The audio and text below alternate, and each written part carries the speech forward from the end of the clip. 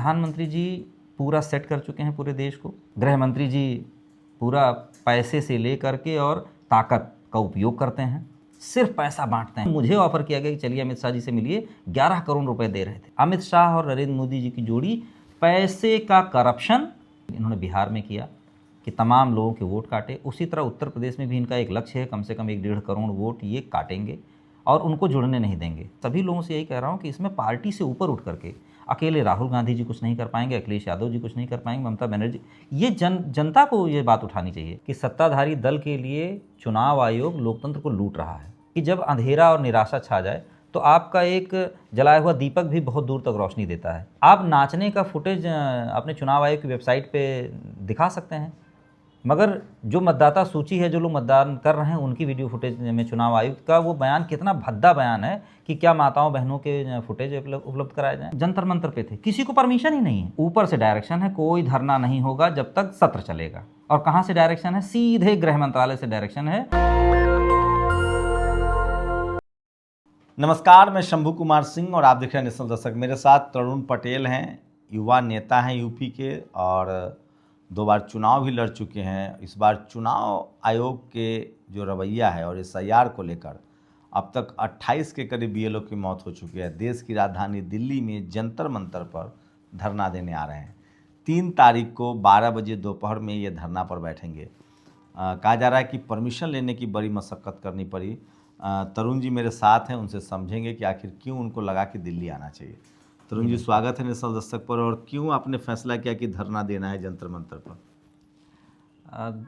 हरियाणा और महाराष्ट्र के चुनाव के बाद तो लगता था कि हाँ वोट चोरी है और नेता लोग बोल रहे हैं और विपक्ष में जो भी होता है वो सत्ताधारी दल के खिलाफ बोलता है। मगर बिहार चुनाव परिणाम के बाद ये महसूस हुआ हर एक जागरूक व्यक्ति को, नेताओं को भी और जागरूक जनता तक ये मैसेज है कि सत्ताधारी दल के लिए चुनाव आयोग लोकतंत्र को लूट रहा है। तो चूँकि हम लोग जागरूक लोग हैं, एक पार्टी की राजनीति करते हैं, राजनीतिक कार्यकर्ता होने से पहले हम इस देश के एक नागरिक भी हैं। एक नागरिक होने के नाते हम लोगों की ये नैतिक जिम्मेदारी बनती है कि अगर गलत हो रहा है, संविधान को धीरे धीरे धीरे कमज़ोर किया जा रहा है और लोकतंत्र को सत्ताधारी दल के लिए प्रशासनिक ढांचा मिल करके लूट रहा है, तो ये मन में क्षोभ हुआ और ये मन में सबके आ रहा है। लोग कर नहीं रहे हैं और ना यहाँ प्रशासन अनुमति दे रहा है। मैं 19 तारीख से लगातार लगा हूँ। पहले तो हमारे कुछ साथी आए, हम लोग संविधान दिवस के दिन 26 नवंबर को ये धरना करना चाहते थे, परमिशन नहीं मिली। मैं 25 तारीख को आया, 26 तारीख को फिर स्वयं थाने गया। उस दिन हमने अंडरटेकिंग दी उनको कि भाई मैं यहाँ धरना जरूर करूँगा और आप मेरी 22 तारीख से जो हमारी एप्लीकेशन पड़ी हुई उसको मान लीजिए। और बहुत मशक्क़त के बाद, जद्दोजहद के बाद, तमाम लोगों से ये कहने के बाद अगर आप परमिशन नहीं भी देंगे तो भी मैं धरना करूँगा। तो उन्होंने अभी तक 3 तारीख की हमें परमिशन दी है और हम उसी तैयारी में लगे हैं और लगातार अपने मित्रों से बातचीत कर रहे हैं, आह्वान कर रहे हैं कि 3 तारीख को धरने पे आइए। जो हमारा समय है वो 2 बजे से 5 बजे तक है और हम लोग उस समय पे धरना देंगे चुनाव आयोग के खिलाफ। हमने एक पर्चा भी बनाया है, जो वो पर्चा वितरित भी हो रहा है कांग्रेस कार्यालय से लेकर तमाम जगहों पर ये पर्चा। आप तो अभी आप कांग्रेस में काम करें, आप कांग्रेस से एक बार लोकसभा विधानसभा चुनाव लड़े हैं। 2014 लोकसभा लड़े थे, 2017 में विधानसभा लड़े थे। तो अभी कांग्रेस में आप काम कांग्रेस में काम कर रहे हैं। ये कांग्रेस के साथ साथ ये एक आम भावना है। तो पार्टी इसमें क्या मदद कर रही है? नहीं, पार्टी इसमें जो भी लोग आ रहे हैं वो अधिकतर कांग्रेस के कार्यकर्ता और नेता हैं। मैंने इसमें सिविल सोसाइटी या जो लोग भी, मेरी बात खुली बात है कि ये गांव की आवाज़ है, शहरों की आवाज़ है, हर एक जागरूक इंसान की आवाज़ है। जब से हमने ये पोस्टर, अपना पैम्पलेट वायरल किया है अपने सोशल अकाउंट पे, लगातार कांग्रेस से ज़्यादा अन्य लोगों के फ़ोन आ रहे हैं कि नहीं आप ये बहुत अच्छा काम कर रहे हैं। और मेरा अपना मानना है, ये निजी मेरा मानना है कि जब अंधेरा और निराशा छा जाए तो आपका एक जलाया हुआ दीपक भी बहुत दूर तक रोशनी देता है। तरुण जी, क्या लग रहा है कि आप तो यूपी से भी हैं, यूपी में SIR चल रहा है जी, चुनाव आयोग तो कह रहा है कि ये एकदम ट्रांसपेरेंसी है, बहुत अच्छी प्रक्रिया है। नहीं, वो कह रहे हैं ना, चुनाव आयोग बोल रहा है। इसमें एक लाइन ये भी है कि जो BLO मर रहे हैं, कितना संवेदनहीन ये बयान है कि जब नेता प्रतिपक्ष राहुल गांधी जी कहते हैं कि आप फुटेज अवेलेबल कराइए। आप नाचने का फुटेज अपने चुनाव आयोग की वेबसाइट पे दिखा सकते हैं, मगर जो मतदाता सूची है, जो लोग मतदान कर रहे हैं, उनकी वीडियो फुटेज में चुनाव आयुक्त का वो बयान कितना भद्दा बयान है कि क्या माताओं बहनों के फुटेज उपलब्ध कराए जाएँ। 32, अभी आपने कहा 28 मौतें, 32 मौतें अब तक हो चुकी हैं। आप महसूस करिए कि आपकी बहन है, उनकी शादी हो चुकी है, उनका बच्चा है और उनकी भाई की शादी है। 3 घटनाएं ऐसी हैं। एक BLO ने तो बोल फपक फपक के रो रहा है ये संवेदनहीन समाज क्यों नहीं खड़ा हो रहा है? मुझे इस बात पे तरस आती है कि इतना जागरूक होने, कैसा विकसित राष्ट्र हम बना रहे हैं, किस बात का श्रेष्ठ भारत है कि लोग मर रहे हैं। उत्तर प्रदेश जैसे राज्य में, मैं बंगाल की बात नहीं कर रहा हूँ, उत्तर प्रदेश जैसे राज्य में जहाँ भी 1 साल पूरा पूरा चुनाव है, एसआईआर कराइए। इससे पहले भी एसआईआर हुई हैं मगर चर्चा नहीं हुई है।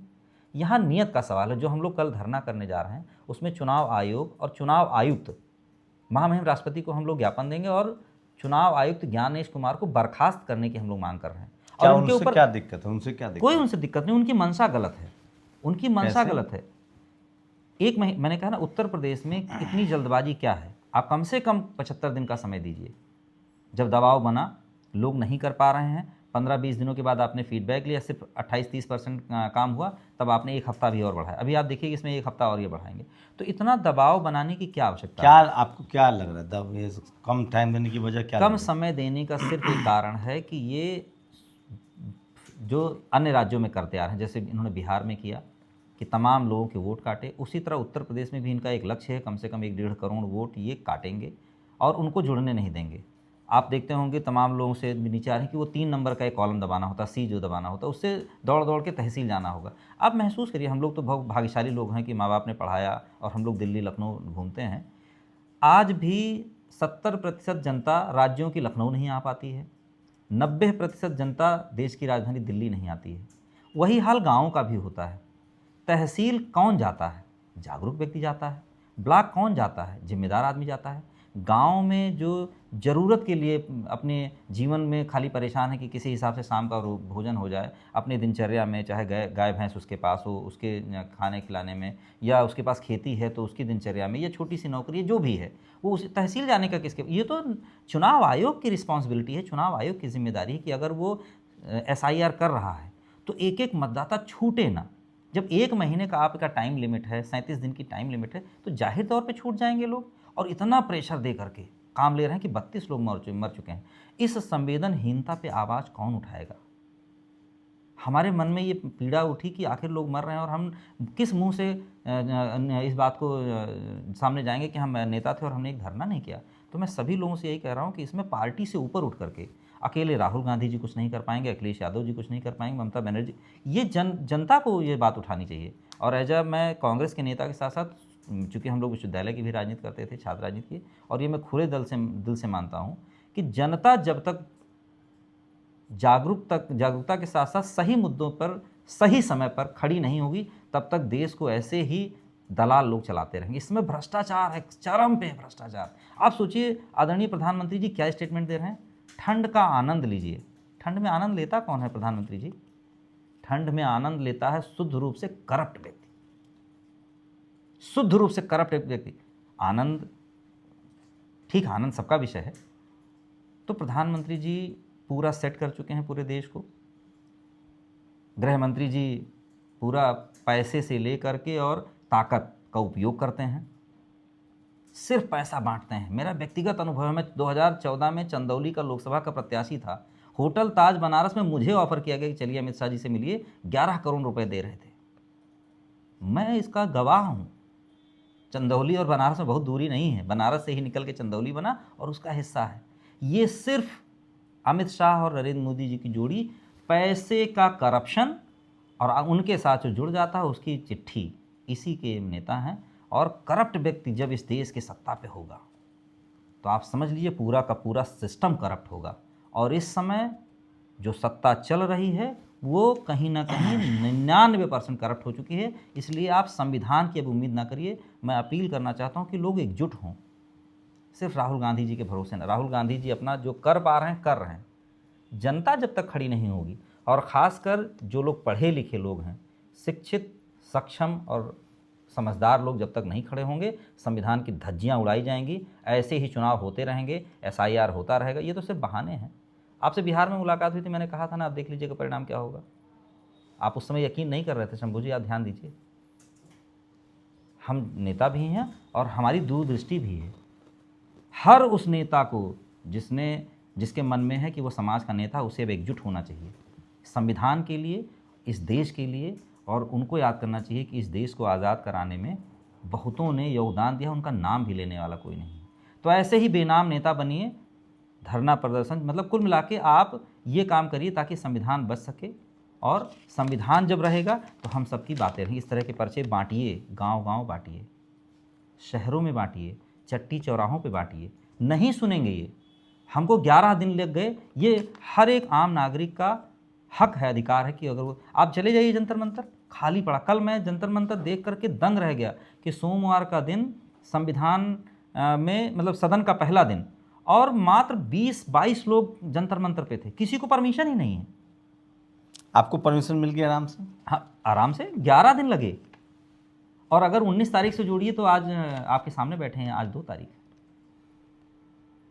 28 तारीख की रात शाम को उन्होंने कहा कि हाँ ठीक आप करिए। वो भी वर्बल है। अभी आप मुझसे कागज़ मान लीजिए तो मेरे पास सिर्फ इस एक्नॉलेजमेंट के अलावा कोई वो नहीं है, सिर्फ मेरे पास ये एक्नॉलेजमेंट है, वो भी खाली उनकी मुहर रिसीविंग की। तो ये हाल है। क्या कह रहा है प्रशासन परमिशन देने? देखिए, प्रशासन कुछ नहीं कह रहा है। पहले दिन जब मैं 1 तारीख को जंतर मंतर पे गया तो जो मैंने महसूस किया, ऊपर से डायरेक्शन है कोई धरना नहीं होगा जब तक सत्र चलेगा। और कहाँ से डायरेक्शन है? सीधे गृह मंत्रालय से डायरेक्शन है कि जब तक संसद का सत्र चलेगा 19 तारीख। वो बार बार कह रहा था कि आप 19 की बात कर लीजिए। जो वहाँ के SHO थे और जो डिप्टी SP की तरफ से फरमान था, उनका कहना था कि आप 19 की बात कर लीजिए। आपने देखा होगा कि सदन जब चलता है तो जो देश के जागरूक लोग हैं, चाहे वो सिविल सोसाइटी के लोग हों, चाहे वो राजनीति करने वाले लोग हों, चाहे वो संगठन को चलाने वाले लोग हों, चाहे वो मजदूरों की राजनीति करने वाले लोग हों, वो चाहे राज्यों में जो विधानसभा चलती है उसका सत्र चलता है, विधानसभा का सत्र, और देश में जब लोकसभा का सत्र चलता है जिसको संसद का सत्र कहते हैं, इसका लोग इंतज़ार करते हैं कि भाई हमारे नेता इकट्ठा होंगे और हम भी जाएंगे, अपनी आवाज़ बुलंद करेंगे। ये एक डेमोक्रेटिक राइट है।